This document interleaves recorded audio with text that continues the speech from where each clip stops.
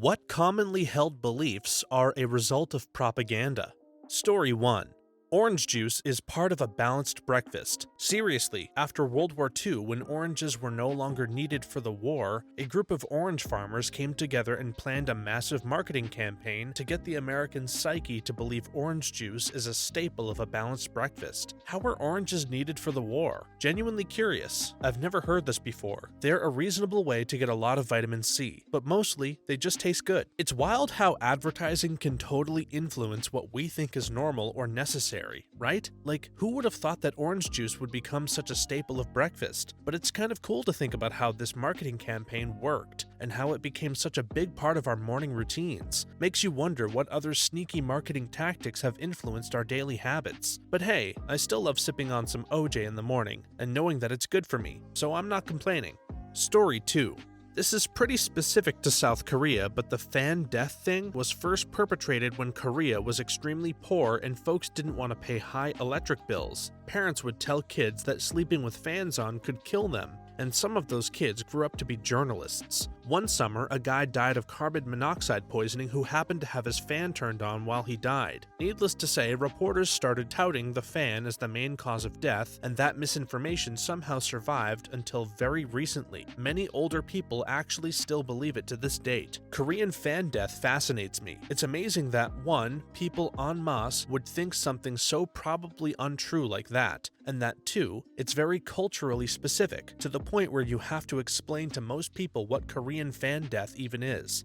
Story 3. One that is especially common, even in some history classes I've been in, is that the German army was highly mechanized during World War II. Sure, the vanguard was fairly mechanized from the start, but the majority of the military still relied on horses as their supply trains, and the likes. You have to be mindful when watching documentaries and war footage. All that you see from the German front was carefully chosen and released to the public to improve the image of the German military. I remember being taught this in school. It's surprising to learn that the majority of their military still relied on horses as their supply trains and for transportation. It's a good reminder to always be critical of what we see in documentaries and war footage, since they can be selective in what they show to create a specific image or narrative. It's amazing how carefully crafted propaganda can be, even during a time before the internet and social media. It definitely makes me wonder what other historical facts might be more complicated than they seem. Story 4. Marie Antoinette spent money on diamonds and jewels instead of on the people. She refused many expensive things because the country needed the money more. I just find her so sad in general, being shipped off to a foreign country as a young teenager to marry a stranger, being constantly berated by her mother in all their correspondence, and generally being hated by just about everyone in France and ultimately executed must have been a very lonely and sad life. Story 5. A famous example is that the UK Ministry of Food released propaganda attributing RAF pilots' ability to gun down German planes at nighttime to their eating carrots in order to keep the responsible radar technology under wraps. Beta-carotene in the carrots, it was said, made your eyesight sharp. You'll still hear that about carrots today. It's unclear if that was the case, as the propaganda could also have been meant to get the British population to eat a lot of locally grown carrots amid war rationing. Story 6. A lot of the hype around antioxidants, particularly supplements, it's a lot more complicated than eating antioxidants and living longer. There are thousands of compounds that could be considered antioxidants. They are simply compounds that easily donate electrons, preventing oxidative stress in cells. And they all behave differently. Nowadays, everything is marketed as having magical antioxidants. Oh man, the whole antioxidant thing can be super overwhelming. It's like 1 minute you're hearing about how important they are for your health, and the next minute you're being bombarded with all these different products that supposedly have the best antioxidants.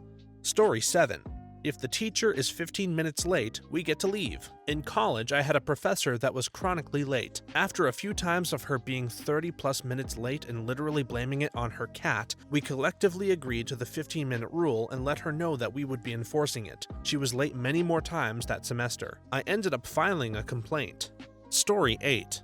That your salary or wage is private information and should never be shared. Corporations started that so that they can keep salaries low. The same companies share that information with each other so they can keep wages low. Knowledge is power, and who has it has the power. Oh, and it's against the law for a company to forbid or punish you for sharing your income information. Very first day on my very first job out of college, I mentioned being reimbursed for my travel expenses. The managing partner immediately called me into his office to chastise me and instructed me to never mention compensation in front of my coworkers again. Unfortunately, telling him he was breaking the law, which I found out later he did quite often, didn't seem like it would be wise, as I had just moved to a new city for that job. This has always driven me crazy. I've never had shame in sharing my salary, even when I knew the team I managed was making more money than I was, or when I knew I had made more than any of my peers. Without the sharing of knowledge, you don't know what your growth plan should be. A big thing to remember with salaries is that they do vary. Just because you know I make 10K more than you does not mean you can go to our boss and expect that same pay. It does mean that you know it's possible and potentially use it as a guide for your growth conversations, but it's not promised to you because I make it. I've used my knowledge of other salaries to help negotiate pay in a new role. I knew people were being hired starting at a higher rate than I was being offered as an internal transfer. This is a common and terrible practice. I used my knowledge to push for more and used the fact that I could be up and running faster due to being an existing employee. Did I get the pay I wanted? No, but I got damn close and way more than they originally offered. If I hadn't known what people were being hired at, I could have easily bent over without even knowing.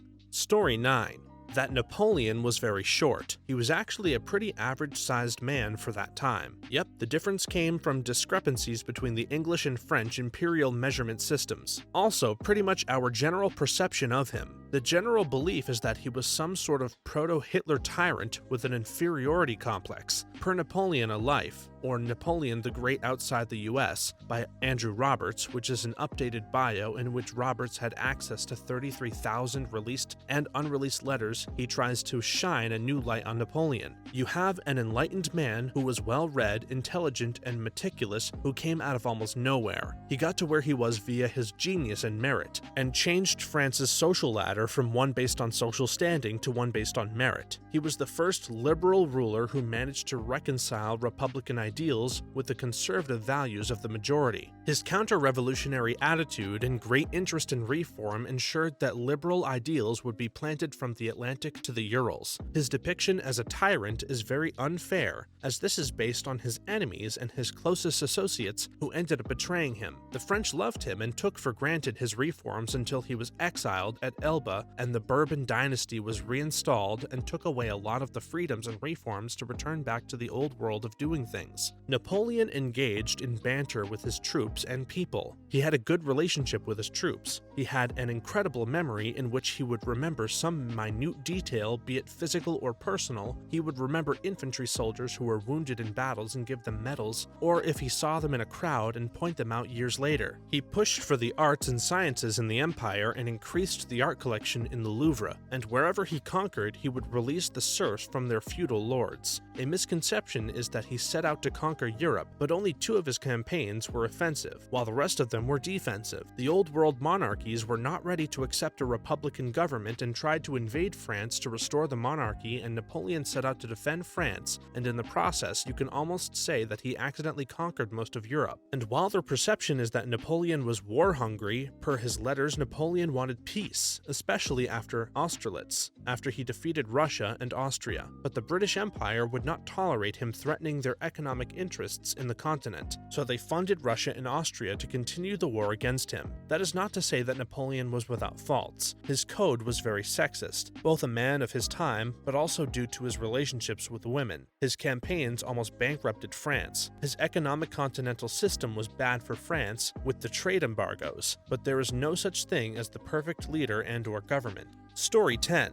That wedding rings should cost 2 months' salary and need to contain a diamond. Everything about weddings is marketing propaganda. They're the biggest wastes of money and resources ever, but you're told from birth that they're the single most important event of your life, and therefore everyone needs to spend tens of thousands on hundreds of guests and tons of useless wedding garbage.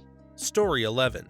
After a long career seeing headache patients every single working day, I strongly suspect that the entire concept of sinus headache came from advertising campaigns in the 60s and 70s for OTC decongestants and antihistamines, like the ones that show throbbing and swollen sinuses. Even reputable websites like WebMD have sections covering it. The concept is so well integrated into our body of common knowledge that hardly anyone even questions it. Another confounding factor is that many of these OTC sinus medications contain vasoconstrictors like pseudoephedrine and often will relieve migraine headaches. But if someone thinks they have a sinus headache in the general region of their sinuses and a sinus medication relieves it, surely that proves it was a sinus headache. No, I have seen hundreds of patients come into the office because no one can help them with their sinus headaches, and the ENT already evaluated them and said their sinuses were completely normal. At least 90% of these patients have some species of migraine. This common misunderstanding among patients and doctors has resulted in tens of thousands of prescriptions for unnecessary antibiotics. The surprising kicker here is the fact that even if the person has a true bacterial sinus infection, there is no good evidence proving the effectiveness of antibiotics. Crazy, right? I have included a couple of links. I spent about 6 months trying to get to the bottom of my sinus headache. I had a bad sinus infection that took several months to clear up completely, so when they started having headaches again, I assumed it was from that. Multiple x-rays and CT scans later showed no sign of infection, but still headaches every day. Finally, the GP refers me to an ENT doctor saying they are the headache doctors. Guy spent a couple of minutes asking questions, looked in my mouth and said,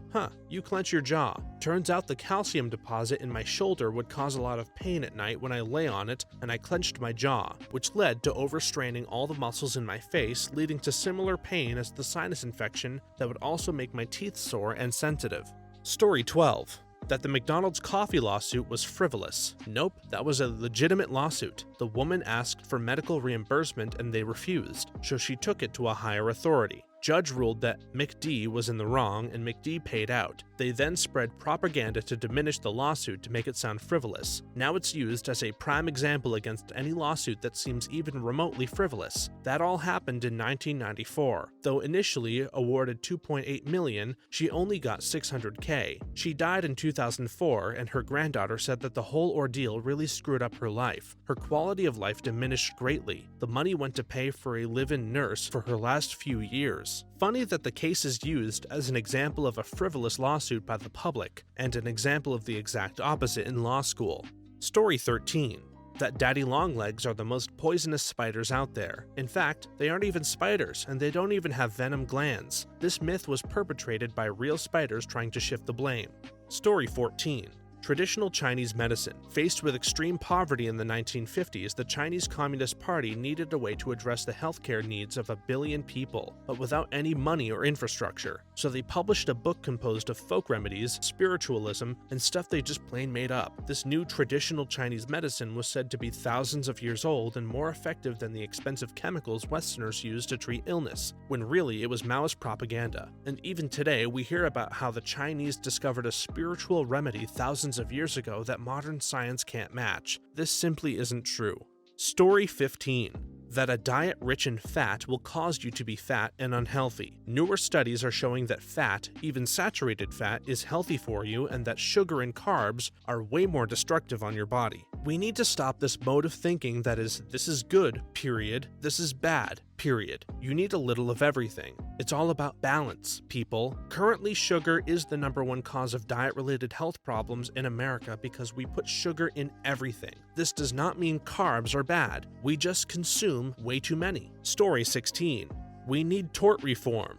Too many people looking for an easy payday. Is there abuse in the system? Absolutely. But the case everyone always cites as someone getting a big payday for being a supposed dumbass is the McDonald's coffee lady, while that case is a classic example of why we have tort law and how it holds corporations responsible for their actions. Unfortunately, the narrative around that case has been very effectively changed by corporate propaganda to the point that people are now arguing for taking away one of the few means with which they can still effectively challenge massive companies like McDonald's. Story 17.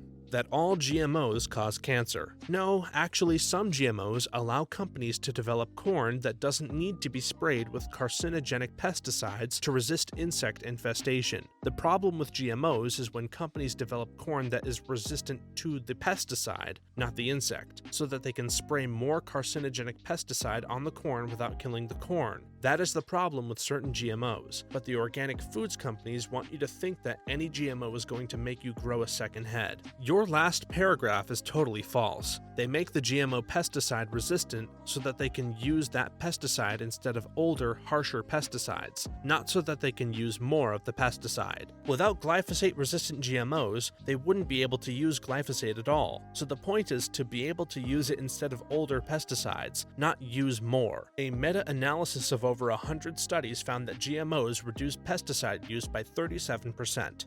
Story 18.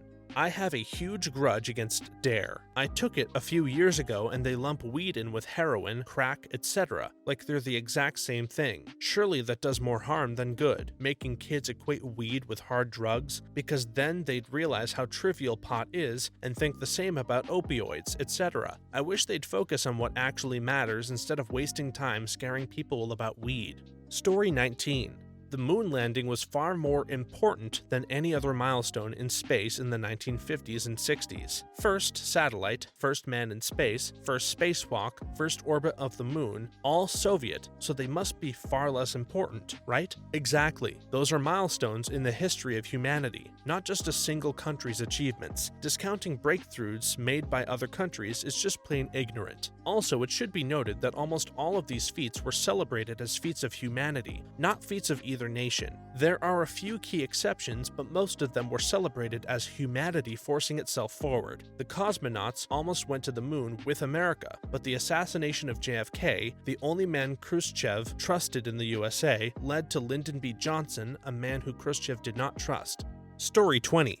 That Apple devices just work. I hear it over and over and over again, and it's total BS. Ask anybody that's supported Macs in any capacity. They aren't magic. They have their problems just like any computer. They are expensive and well-made computers, so they have much fewer hardware problems than a $400 Windows laptop, but there is still plenty of software BS to go around. As for ease of use, putting a Windows user in front of a Mac will leave them just as lost as putting a Mac user in front of a Windows computer. Same for iOS and Android. It's all just marketing. Apple has the best marketing department in the business. Gigantic flaw in the iPhone 4 that caused it to lose almost all cellular and data signal when held like a phone. They come out and tell people that it's not a problem with the phone, that they're just holding it wrong, and only a select few companies can get away with stuff like that and not have it hurt their bottom line. Story 21. That Florida is some kind of rusty shack. Every media platform always goes for Florida man, etc. for fill and easy laughs. Florida has now the third highest population in the USA, with the easiest open record laws. Put those together and any report, email from a police officer about an arrest is game the next day. When I travel around, I notice that every state has its problems, as does Florida. Never mind, there's a 300-pound man, new neighbor, high on bath salts doing it with my daughter's unicorn floaty thing in our pool. I need to remind him that he needs to get to work. The FDOT needs those plans for the I-4 construction in Orlando. Story 22.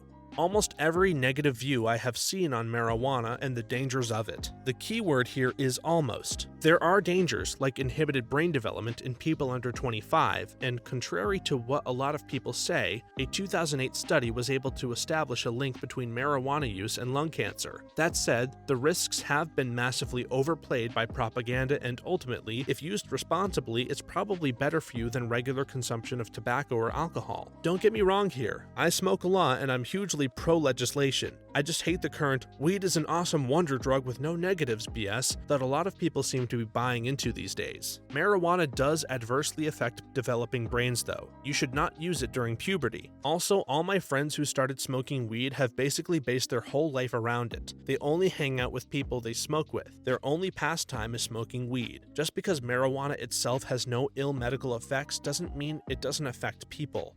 Story 23. Felons are not allowed to vote. Only 2 states completely ban felons from voting. A couple more do for specific felonies, murder and voter fraud. Most states allow felons to vote after their sentence has been served, but conservative groups put up billboards in low-income neighborhoods around election time warning that voting illegally will put you back in prison. Most people I've talked to believe that felons are almost permanently disenfranchised, even though I live in a state where it is not true. It's interesting to think about the impact that these conservative groups' billboards might have on low-income communities. Like, if you're already dealing with a lot of challenges in your life, the last thing you need is to be scared away from exercising your right to vote. It's also kind of frustrating that there are still misconceptions out there about felons being permanently disenfranchised. I wonder if part of the problem is just a lack of education and awareness around this issue. I mean, I know I didn't really understand the specifics of felon voting rights until I did some research myself. It's just another reminder of how important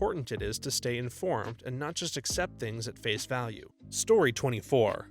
That service in the US is better because of tipping culture. Just a myth spread as fact, basically putting the onus of paying employee wages from business owners to customers. Restaurant owners and a lot of waitstaff love the status quo because owners don't need to pay as much, and some waitstaff get a highly disproportionate amount in tips if they are lucky enough to work in a restaurant with high menu prices and decent volume. The fact that we tip by percentage of total makes no sense since the amount of effort doesn't change. Story 25. That all news is fake. I live in a very conservative part of Texas, and my employees literally think the kids from the Florida shooting were crisis actors, that Sandy Hook is a conspiracy, and racism does not really exist anymore. Fake news just makes it seem like it does. And this is not just one employee either. I have multiple people that work under me and peers that believe this. I'm really close to Houston too, which is pretty diverse. It blows my mind. I've spoken with quite a few people who tend to believe conspiracy theories. To them, they aren't theories anymore. They are facts that their political opposites just won't believe are real. It's kind of scary the state US politics are in right now. Story 26. That the US Army is a necessary benevolent force making the world a better place. Almost every US person's opinion of the military is nothing but utmost praise, where even a slight bit of perceived disrespect can get you ostracized. People on both sides of the political spectrum fume if you suggest they aren't incorruptible. Of course, this has to do with the tons of propaganda at every sports event and movie release glorifying the military, not to mention recruiters in schools and commercials and whatnot. The reason for this push is to counter the failure of the American people to at least respect drafted veterans of the Vietnam War. Not only were you drafted and sent to fight an unpopular war when you got back home, you were treated terribly for taking part in something you have no say in.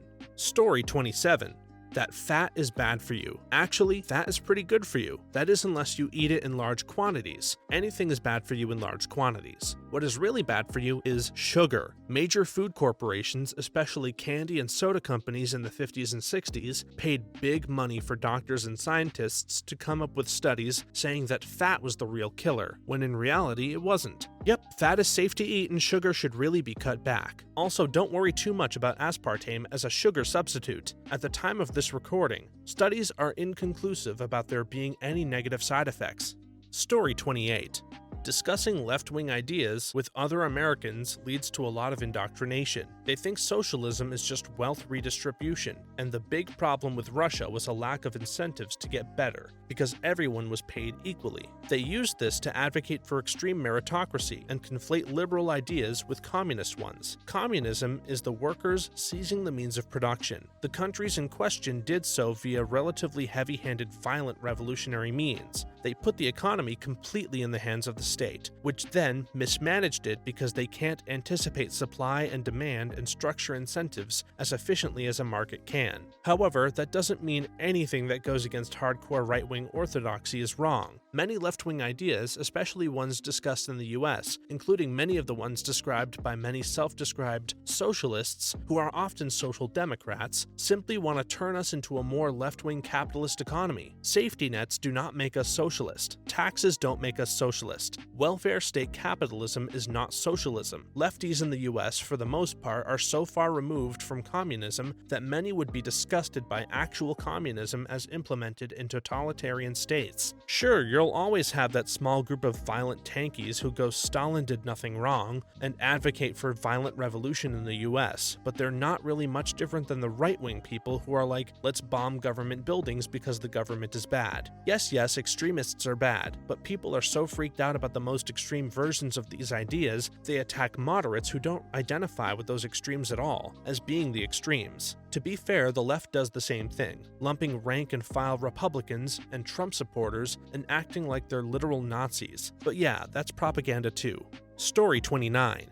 Breakfast foods. No such thing. Eat whatever suits your needs and tastes. Cereal companies promoted this misconception, the unhealthiness of fats. They may be high-calorie, but they're also filling. Never replace a high-fat food with a low-fat, high-sugar food, at least not for health reasons. You should be getting most of your calories either from fat, preferably unsaturated, or from less processed high-fiber carbs. Sugar companies promoted this misconception, the healthiness of fruit juice. The fruit might be healthy, but fruit juice is little better than soda. To get a natural understanding of this, you should compare how much juice you drink to how much fruit that juice came from. About 3 oranges or 3 apples will make a cup of juice. You can easily drink 16 ounces of juice as a part of a meal, but it would be much less filling than eating 6 apples.